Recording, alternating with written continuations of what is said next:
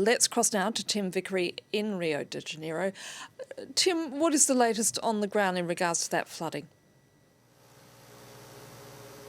Well, Rio counting the cost, 12 known to have died either through drowning, electric shocks or being buried in landslides, and some 600 have been rendered homeless.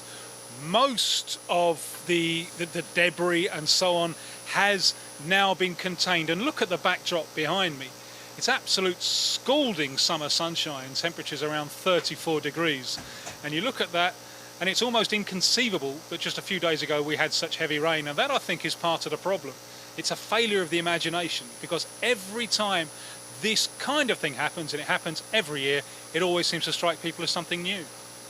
Yet, from what I understand, this is indeed not a new problem, is it, Tim?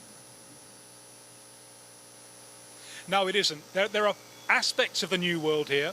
The quantity of rain that fell, around 280 millimetres in 2 days.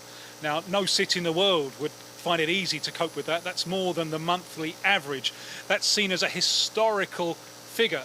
And indeed, the thermic sensation today, around 50 degrees, that's also part of this new world. But we're dealing very, very much with old problems here in Rio. There have been floodings recorded ever since 1575, almost as old as the city itself, and it happens on a regular basis. Part of this is geographical. Those areas to the north of the city are below the level of the sea. So if there's heavy rain and high tide, that's always going to be a dangerous combination. Also, plenty of age-old Brazilian problems, the way that many people just throw their garbage away in the streets, flows to the rivers, blocks them up, inadequate maintenance, turf wars between different levels of government.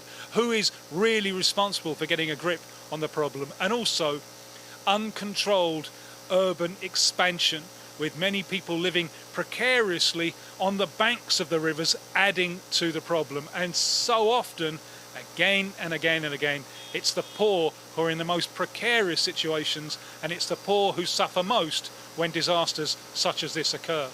Tim Vickery reporting there from Rio de Janeiro. Thank you.